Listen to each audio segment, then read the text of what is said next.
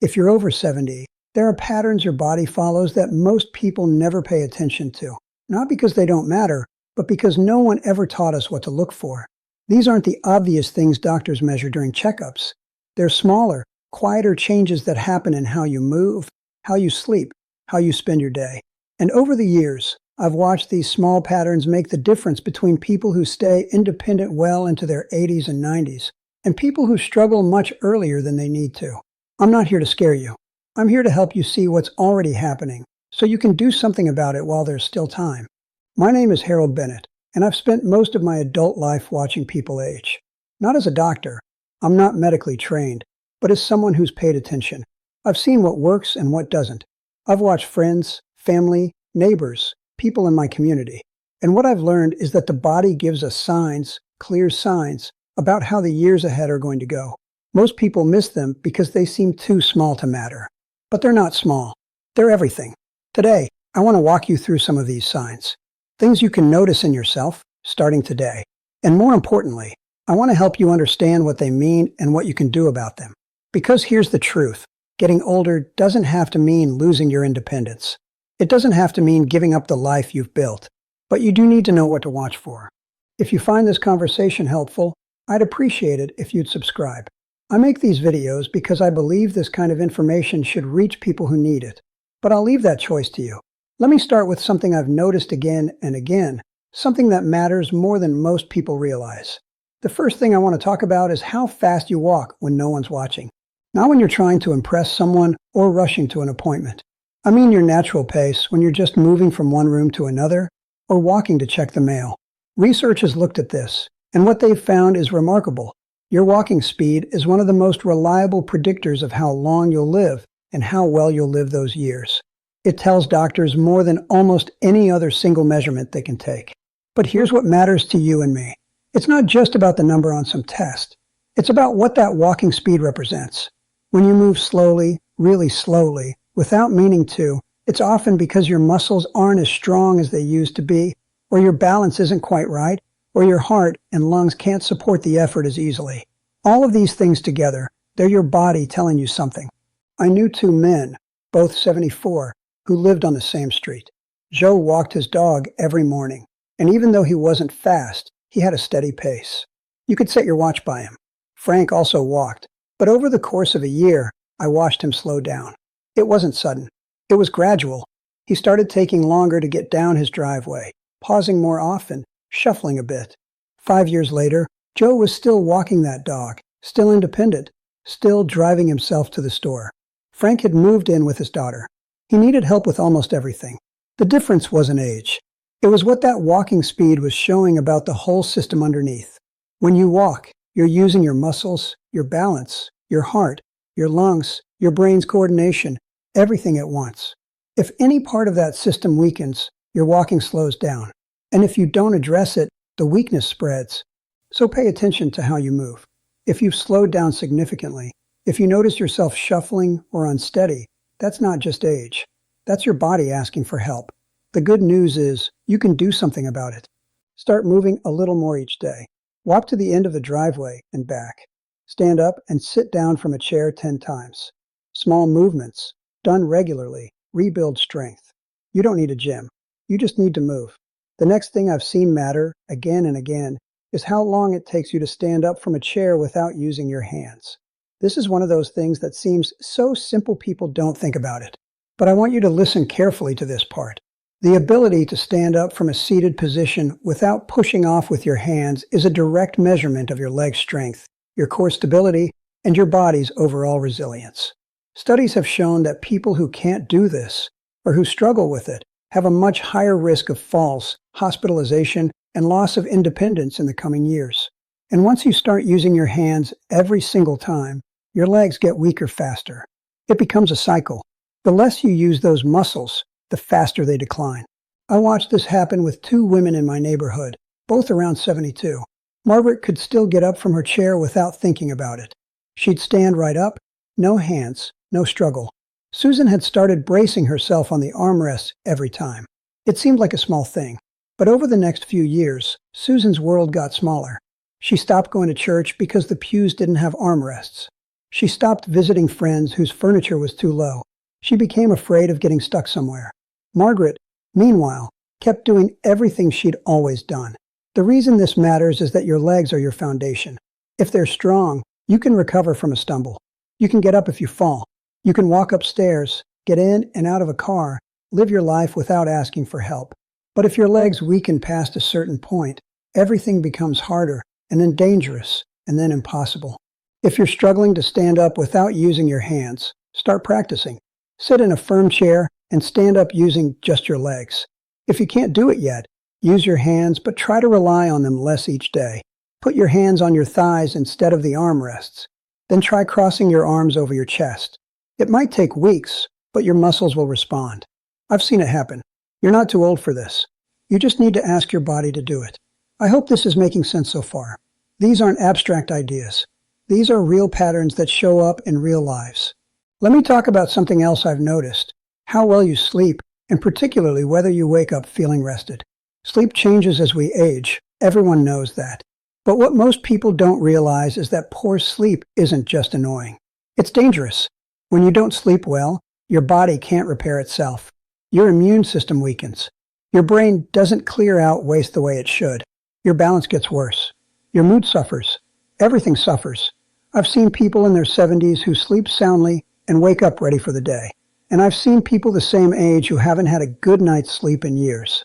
The difference in how they age is dramatic. The ones who sleep well stay sharper, steadier, more engaged with life.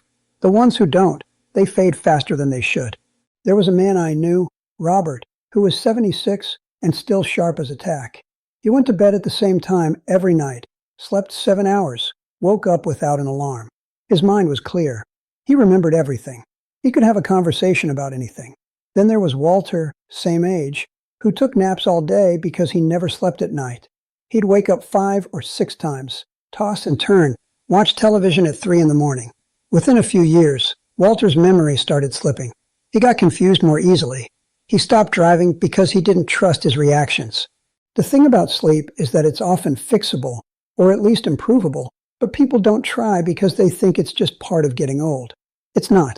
If you're not sleeping, there's usually a reason. Maybe you're napping too much during the day. Maybe you're drinking coffee too late. Maybe your bedroom is too warm or too bright. Maybe you're not moving your body enough during the day to be physically tired at night. Start paying attention to your sleep patterns. Go to bed at the same time. Make your room dark and cool. Stop drinking caffeine after lunch. Move your body during the day, even if it's just a walk around the house. If you wake up to use the bathroom, try not to turn on bright lights. Use a nightlight instead. Small changes can make a real difference, and better sleep can add years to your life. Good, functional years. Now let me talk about something that might surprise you. It's how many people you talk to in a regular week. Not just quick hellos in passing. I mean real conversations where someone knows your name and you know theirs. Where you talk about something that matters, even if it's just the weather or what you had for lunch. Social connection is one of the strongest predictors of longevity that researchers have found, stronger than many medical factors. People who are socially isolated die younger, and they decline faster in the years before they die. It's not just about being lonely, though that's part of it. It's about what happens to your brain and body when you don't have regular human interaction. When you talk to people, you exercise your brain. You have to listen, process, respond, remember. You laugh, which is good for your heart and lungs. You have a reason to get dressed, to go somewhere, to maintain certain standards.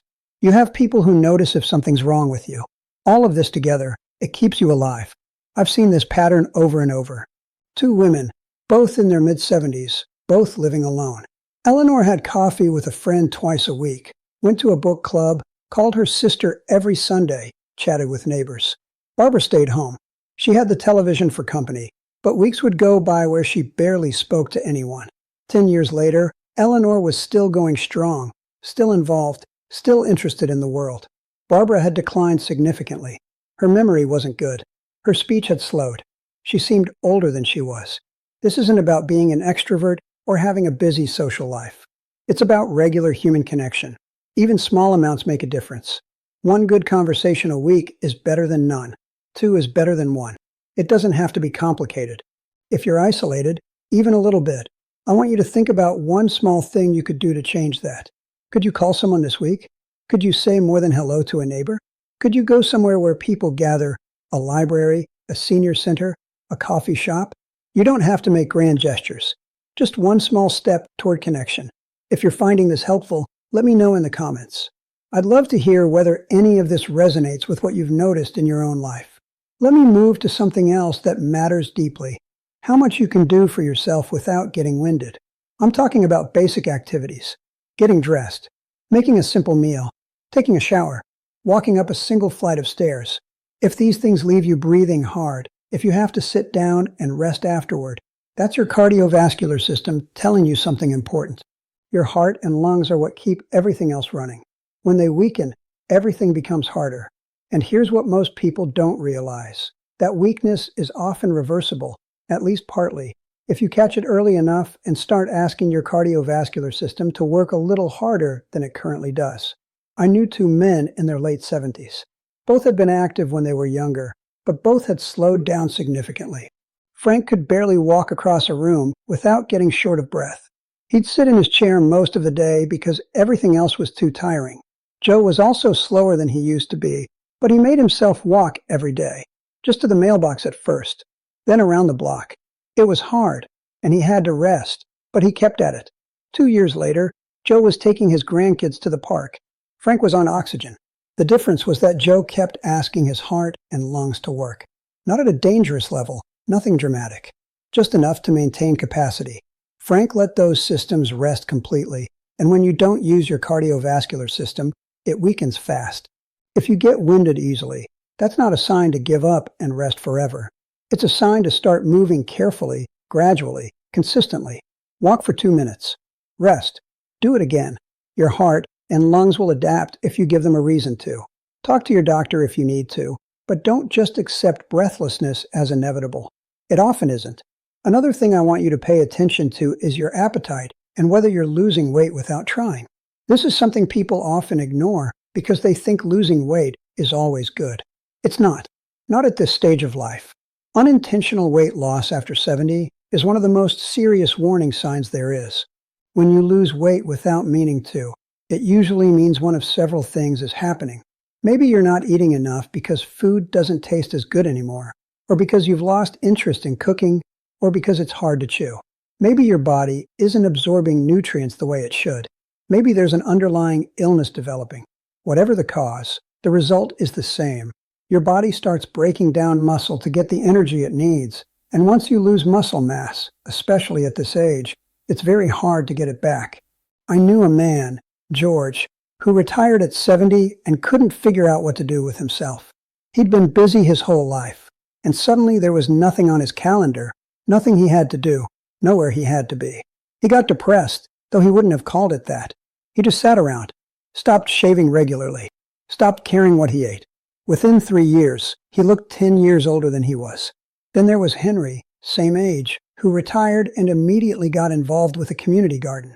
It wasn't much, just a few hours a week, but it gave him something to think about, something to plan for, people to see. He stayed engaged. He stayed interested. And he stayed healthy much longer. You don't need a grand purpose. You just need something. Maybe it's a phone call you have scheduled with a friend. Maybe it's a puzzle you're working on. Maybe it's watching birds in your backyard and learning their names. It doesn't matter what it is. What matters is that you have some small thread connecting you to tomorrow, something that makes tomorrow worth seeing. If you've lost that feeling, if your days all blur together with nothing to distinguish one from another, I want you to find one small thing you can look forward to. Make a plan to call someone you care about. Start a simple project. Commit to something, anything, that pulls you gently into the future. Let me bring all of this together. The patterns I've been describing, how you walk, how you stand up, how you sleep, who you talk to, whether you get winded, whether you're eating enough, whether you have something to look forward to, these aren't separate things. They're all connected. They're all part of the same picture, the picture of how your body and mind are managing the process of aging. And here's what I want you to understand. You have more control over this than you think. Not complete control, none of us do, but meaningful control. Small changes, made consistently, can shift these patterns. They can add years to your life and life to your years. I've seen it happen. You don't have to do everything at once. Pick one thing from this conversation that stood out to you. Maybe it's walking a little more each day. Maybe it's working on standing up from a chair without using your hands. Maybe it's going to bed at the same time every night. Maybe it's reaching out to someone you haven't talked to in a while. Just one thing. Start there. Your body wants to work with you. It wants to stay strong and capable as long as possible. But you have to give it what it needs: movement, fuel, rest, purpose, connection. These aren't luxuries. They're requirements. And the time to start is now, while you still can, while these patterns are still changeable. I'm not going to tell you this will be easy. Some days it won't be. But I'm going to tell you it's worth it. Your independence is worth it. Your ability to live in your own home. Take care of yourself. Do the things you want to do. That's all worth protecting. And these small daily choices are how you protect it. If this conversation helped you see something you hadn't noticed before, or if it gave you something concrete to work on, I'd love to hear about it in the comments. And if you know someone who might benefit from hearing this, maybe a friend your age, or an adult child who's watching their parents get older and doesn't quite know how to help, please share this with them. These are conversations we should all be having. Thank you for listening.